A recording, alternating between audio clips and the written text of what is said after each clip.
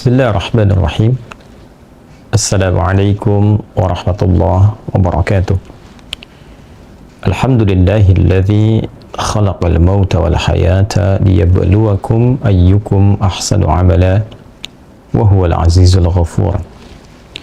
Wassalatu wassalamu ala rasulillahilladzi ursila rahmatan lil alamin wa liyukhrijan nasa minadh dhulumati ila nuri rabbil alamin wa ba'd.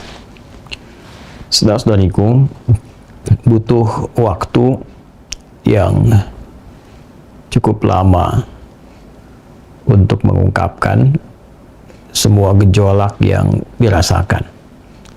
Rasa geram, amarah, dan pada saat yang bersamaan juga kita selalu sebagai muslim tertuntun untuk menyikapi segala hal dengan hikmah. Wad'u ila sabili rabbika bil hikmah. Demikian Allah sampaikan di Quran surah ke-16 An-Nahl di ayat 125. Ajak siapapun untuk memahami hukum-hukum dalam Islam, untuk mengenal Allah Subhanahu wa taala dengan hikmah. Para ulama mendefinisikan hikmah setidaknya secara singkat, al-isabatu fil aqwal wal a'fal wa wad'u kulli syai'in fi mahalli. Kesesuaian atau konsistensi antara perkataan dan perbuatan serta kemampuan untuk menyikapi berbagai hal sesuai dengan porsi dan konteksnya. Dalam situasi yang terjadi di Palestina kini dan hal yang kita ketahui bersama bahkan mengguncang dunia dalam waktu dekat yang telah berlalu adalah pengeboman yang dilakukan oleh pihak pendudukan, pihak penjajah Zionis pada satu rumah sakit yang kita ketahui bersama dan telah menyebar videonya tanpa perlu kami tegaskan dan gambarkan situasinya yang tidak mudah untuk mengungkapkan itu semua karena sudah melewati batas-batas kemanusiaan. Dan semakin ditunjukkan bagaimana sikap-sikap dunia pada umumnya, elit-elit global yang senantiasa kita perhatikan secara umum bersikap double standar, standar ganda dalam menyikapi berbagai hal perilaku yang dihadirkan, dimunculkan, didemonstrasikan oleh para Zionis bila dibandingkan dengan perbuatan-perbuatan di bawah apa yang mereka lakukan, dengan tingkat kejahatan di bawah apa yang sekarang sedang terjadi dan ditampakkan pada dunia, di belahan dunia lain yang begitu cepat responnya. Tidak hanya sekedar mengecam, tidak hanya sekedar menampilkan demonstrasi, retorika, tapi juga mengerahkan satu pasukan dalam konteks perdamaian yang disatukan dalam satu pasukan perdamaian PBB itu, atau bahkan beberapa negara yang mengklaim dirinya superpower adidaya, bahkan hanya karena dugaan-dugaan singkat semata bisa mengerahkan kekuatan yang begitu dahsyat menggempur satu negara, seperti yang terjadi pada Irak misalnya, saat negara ini dihancurkan dengan segala bagian sisi kehidupan masyarakatnya hanya karena tuduhan senjata pemusnah massal yang tidak terbukti sampai dengan kini. Atau bahkan juga Afghanistan atau juga negara-negara yang lain yang dengan satu kampanye untuk menebarkan demokrasi, menebarkan keadilan semu yang pada akhirnya hanya menyisakan dan meninggalkan konflik berkepanjangan yang tidak usai sampai dengan kini. Bila dibandingkan dengan itu semua, respon yang kita lihat dari berbagai pihak elit global, terutama bila kita katakan secara umum di barat, baik itu Amerika dan Eropa, nampaknya tidak senafas, tidak seimbang, tidak sejalan dengan berbagai hal yang terjadi dan disikapi oleh mereka pada sebelum-sebelumnya. Walaupun Palestina, saat saya mengunjungi PBB itu, kita bisa mendapati kampanye perdamaian, kebebasan, bahkan juga harapan-harapan untuk menjadikan Palestina ini menjadi satu negara merdeka. Dan itu bisa Anda saksikan ketika Anda berkunjung ke gedung PBB, tertuang dalam satu catatan dinding yang sangat nampak, dan juga perjalanan sejarahnya bisa kita lihat ya sampai dengan kini. Satu bagian besar di satu tembok yang bisa diakses oleh siapapun yang melewatinya. Terlepas dari itu semua, sebagai muslim kita diingatkan oleh Allah Subhanahu wa taala dalam satu surah yang sering kali kita kaji, bahkan sering kita bacakan, hingga anak-anak kecil pun kekinian ditanamkan, diajarkan surah itu untuk dihafalkan, yaitu surah Al-Mulk. Di ayat yang kedua, Allah tegas menyampaikan bahwa huwallazi khalaqal mauta wal haya liyabluwakum ayyukum ahsanu amala wa huwal azizul ghafur. Dialah Allah Subhanahu wa taala yang mencipta kematian dan kehidupan untuk menguji setiap hamba yang masih hidup, yang mampu belajar dari berbagai peristiwa kehidupan itu ataupun juga peristiwa-peristiwa kematian, agar orang-orang yang melihat itu mampu mengoreksi dirinya, agar mampu meningkatkan amal saleh, perbuatan-perbuatan mulia dalam berkehidupan. Sungguh Allah yang maha perkasa, yang mengatur segala hal, dan Allah yang maha menerima taubat, maha menerima dan mengeluarkan ampunan bagi setiap hamba yang ingin berubah, mengoreksi diri, serta memperbaiki jalan kehidupannya sehingga membangun amal baik dan lebih mulia dibandingkan jalan hidup sebelumnya. Saudara-saudariku, dari skala yang simpel yang nampak dalam kehidupan kita, skala mikro yang kecil-kecil, kita diperlihatkan satu sisi ada orang yang wafat, dari musabbib yang mewafatkan, musabbab yang telah wafat, tentu kita tidak bertanya yang mewafatkan siapa? Allah, Tuhan, pemegang otoritas tertinggi. Yang wafat siapa? Si fulan, sesuai dengan ajalnya. Musabbib yang mewafatkan, musabbab yang wafat. Tapi sebab dimintakan oleh Nabi Shallallahu Alaihi Wasallam, bahkan disampaikan dalam Al-Quran untuk kita belajar darinya. Satu sisi Nabi pernah menyampaikan, "Udhkuru mahasina mautakum wa kuffu an masawihim." Viralkan, sebutkan kebaikan-kebaikan orang yang telah wafat itu, kemudian tutupi keburukan-keburukan yang mungkin pernah terjadi saat dia hidup.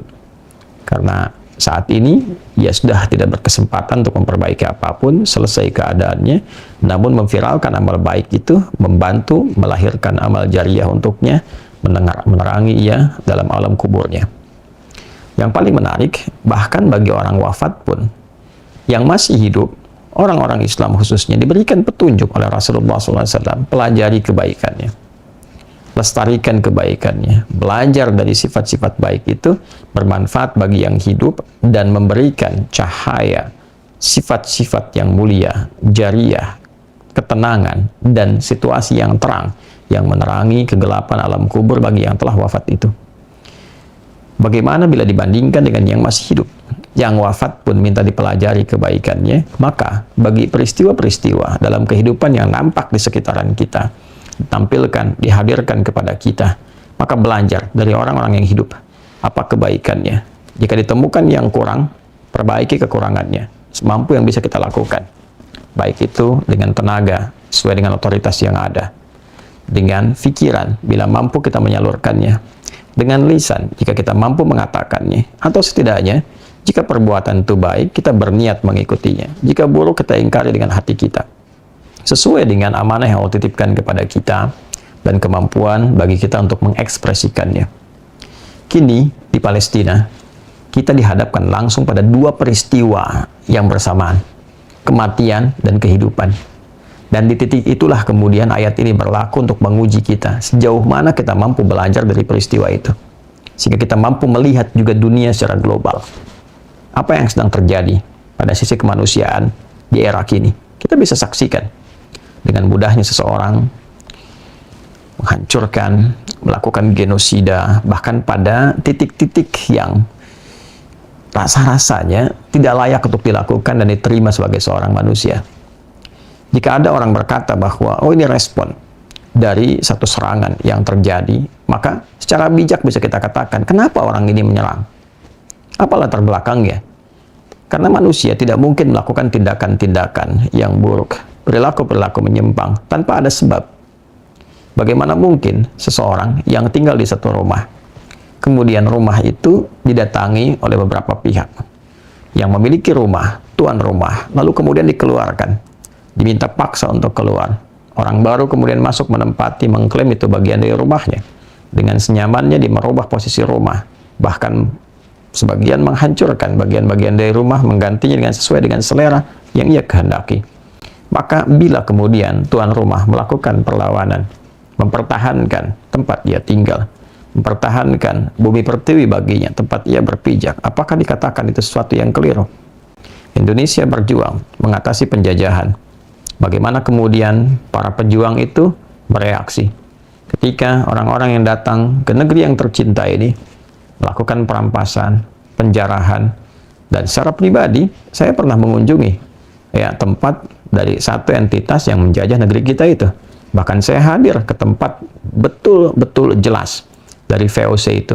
Datang ke Belanda, datang ke Delft, kemudian melihat bagaimana kantor VOC, bagaimana gudangnya dan sebagainya. Sehingga kita bisa merefleksikan bagaimana mereka datang sampai ke negeri kita tercinta.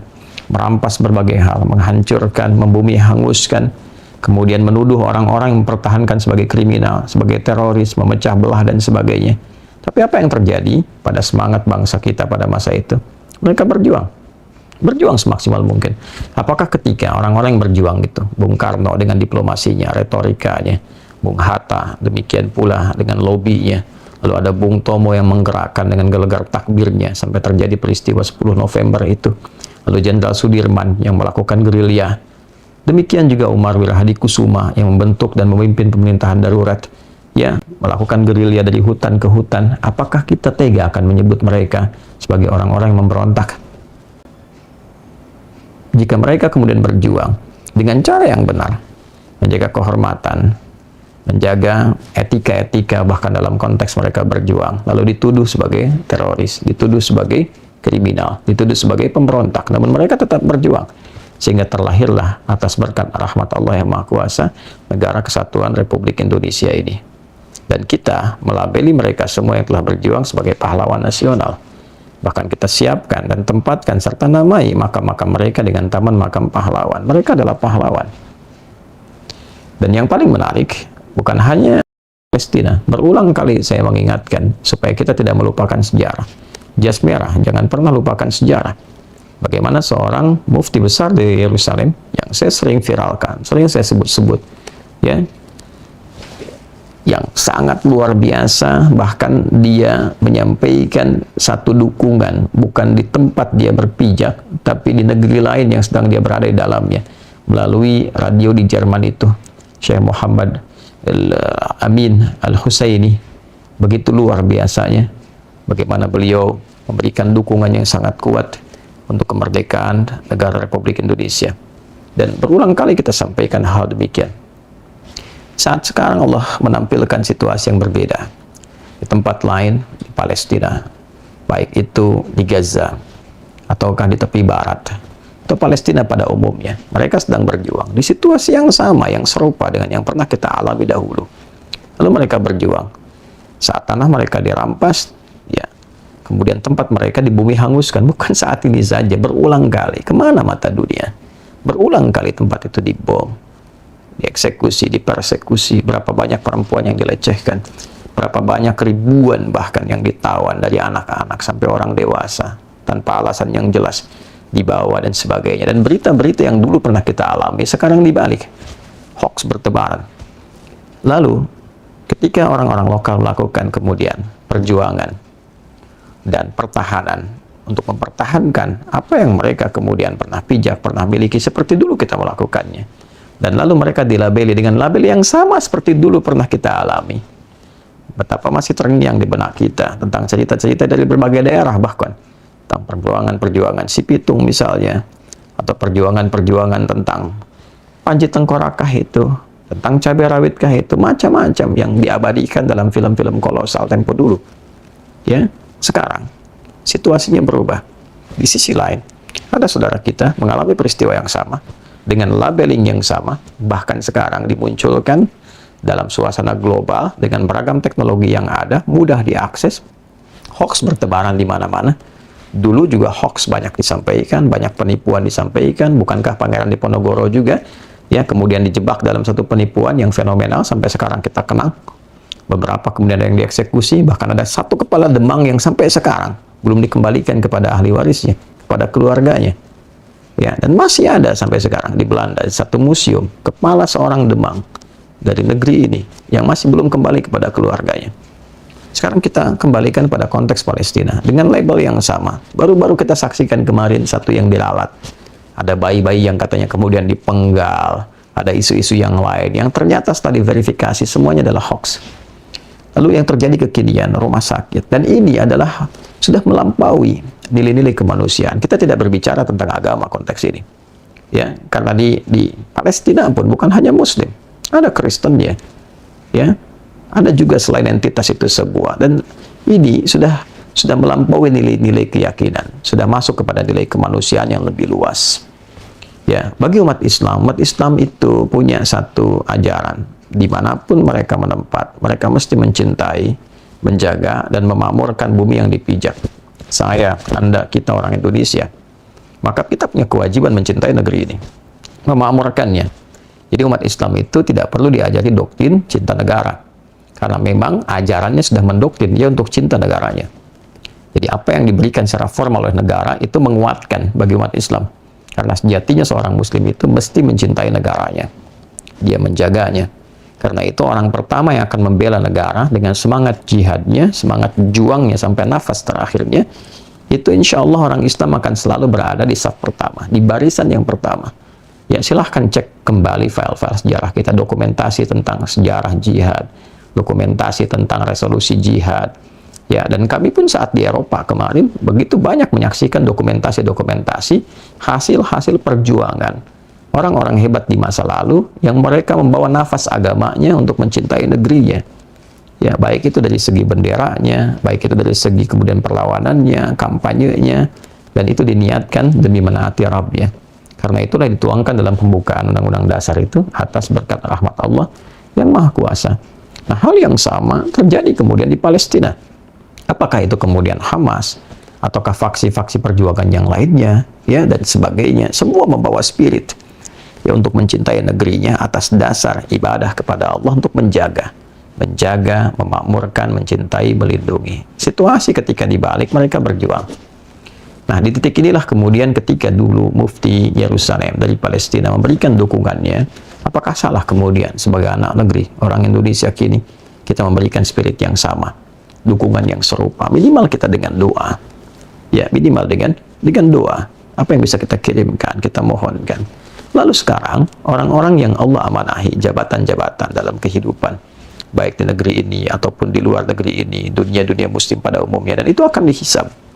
Itu akan dihisab. Maka setidaknya dalam konteks ini, mesti tentu memberikan suara yang saya sangat punya keyakinan, insya Allah.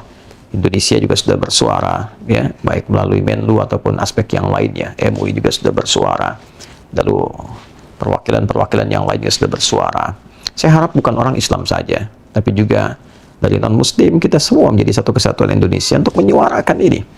Ya, yang dibom itu kan rumah sakitnya, rumah sakit baptis itu. Ya, yang kita saksikan kemarin, yang 500 orang meninggal dan sebagainya.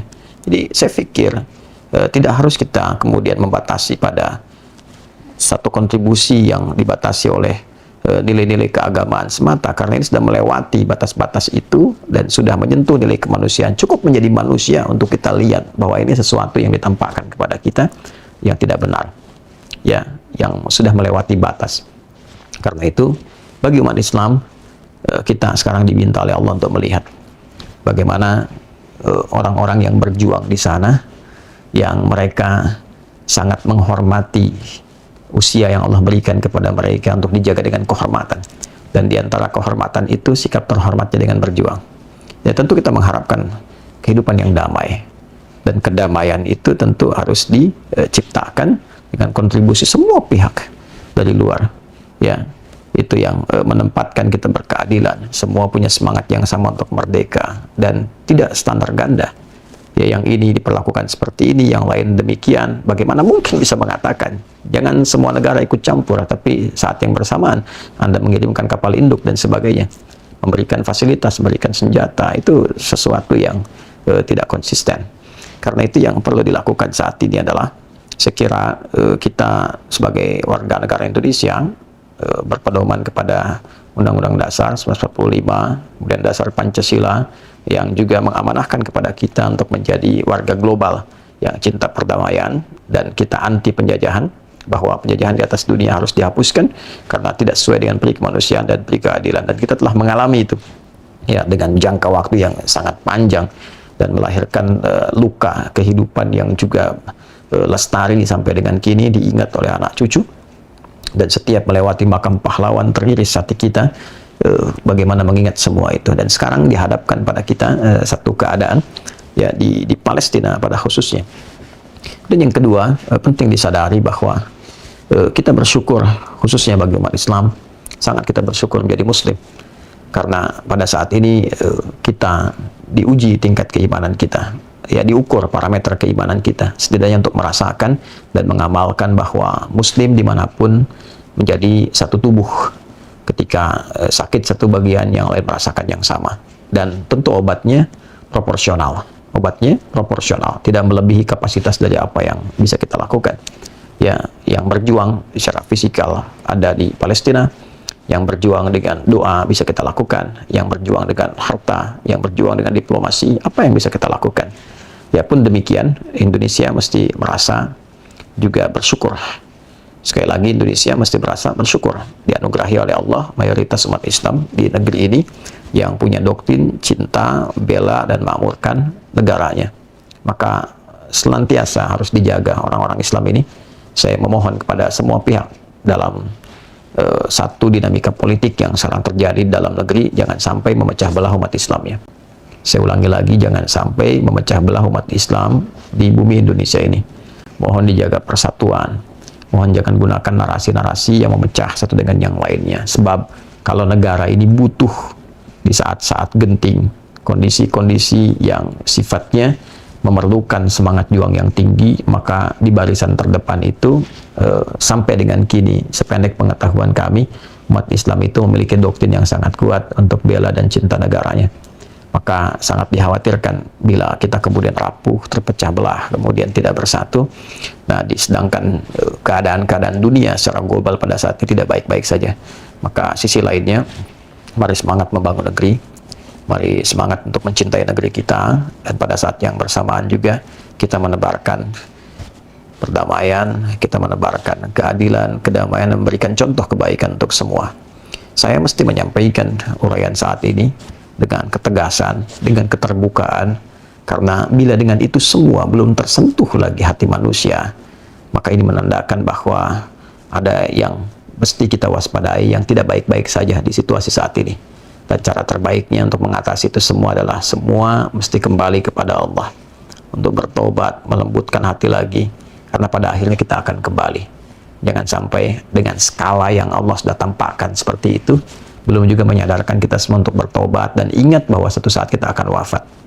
Hanya bagaimana caranya? Ada orang-orang yang wafat dalam keadaan mulia, ya mereka berjuang, hidupnya terhormat, wafatnya juga mulia. Maka bagaimana dengan kita pun yang semuanya adalah calon-calon wafat, ya orang-orang yang pasti akan meninggal dan kembali kepada Rabb-Nya.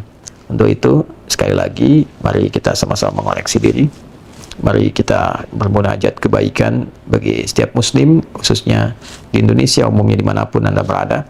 Saya berharap kita senantiasa menyertakan doa, khususnya untuk di Palestina atau di setiap tempat yang mengalami kesulitan, termasuk di kita juga, untuk seluruhnya tanpa kecuali. Dan mohon tidak memilah-milah, ya sekali lagi mohon tidak memilah-milah dan menjadikan alasan itu semua untuk mereduksi atau mengurangi perhatian kita saat semua penduduk global itu memang sedang terpusat ke Palestina. Jangan Anda berkata jauh-jauh perhatian ke sana, di Indonesia pun sedang butuh bantuan. Jangan berpikir demikian, karena kita berpikir serupa, tetap membantu yang di dalam, berpikir secara kritis untuk saling tolong-menolong, saling menguatkan. Yang penting Anda dan saya ketahui, yang penting Anda dan saya ketahui, di dalam negeri ini kita tidak bekerja sendiri. Ada pemangku kebijakan, ada tanggung jawab, ada undang-undang fakir miskin dan anak-anak terlantar dipelihara oleh negara. Kita membantu negara ya pada setiap level yang bisa kita lakukan. Sekarang di Palestina negaranya dihancurkan, tidak ada perhatian. Siapa yang bisa bergerak? Apakah hanya dengan doa pun tak mampu kita sampaikan kepada mereka? Sangat miskin dan kerdil cara berpikir demikian. Saling mencintai, saling menguatkan. Pada saat yang sama, kita adalah warga global yang patut berpartisipasi dalam konteks menjaga perdamaian dunia. Justru ketika kita memberi perhatian kepada Palestina misalnya, atau di tempat manapun yang membutuhkan perhatian, kita sesungguhnya sedang menjalani amanat undang-undang dasar kita. Pada bab pembukaan dari SD, kita belajar, kita membacakan bahwa penjajahan di atas dunia harus dihapuskan karena tidak sesuai dengan peri kemanusiaan dan peri keadilan. Di atas dunia, penjajahan di dunia, artinya kita didorong oleh semangat undang-undang untuk menjadi warga global, warga dunia ini, baik itu memperhatikan di dalam sampai dengan keluar. Semoga kita tetap jernih, semoga kita tetap diridhoi dalam kebaikan oleh Allah Subhanahu wa Ta'ala. Maafkan saya bila ada kata-kata yang kurang berkenan, bila ada kata-kata yang tidak tepat, mohon dimaafkan. Video ini mengajak kebaikan untuk semua tanpa merendahkan atau mengecilkan bagian-bagian dari kehidupan khususnya di bangsa ini. Saya juga mengingatkan agar tidak memotong sembarangan video-video ya sesuai dengan kehendak-kehendak setiap orang yang menginginkannya. Video ini tidak dibuat untuk merendahkan, mengecilkan peran siapapun di kehidupan bangsa ini. Tidak untuk pemerintah, tidak untuk masyarakat, tidak untuk ormas atau yang lainnya. Video ini mengajak kita semua untuk bersatu, menjauhkan diri dari perpecahan, menguatkan bangsa kita, mencintai itu semua, dan menebarkan kedamaian, keadilan, dan kebaikan untuk seluruh bagian dari dunia. Terima kasih. Semoga Allah muliakan. Subhanakallahumma bihamdika asyhadu an la ilaha illa anta nastaghfiruka wa natubu ilaik. Wa akhiru da'wana alhamdulillahi rabbil alamin. Assalamualaikum warahmatullahi wabarakatuh.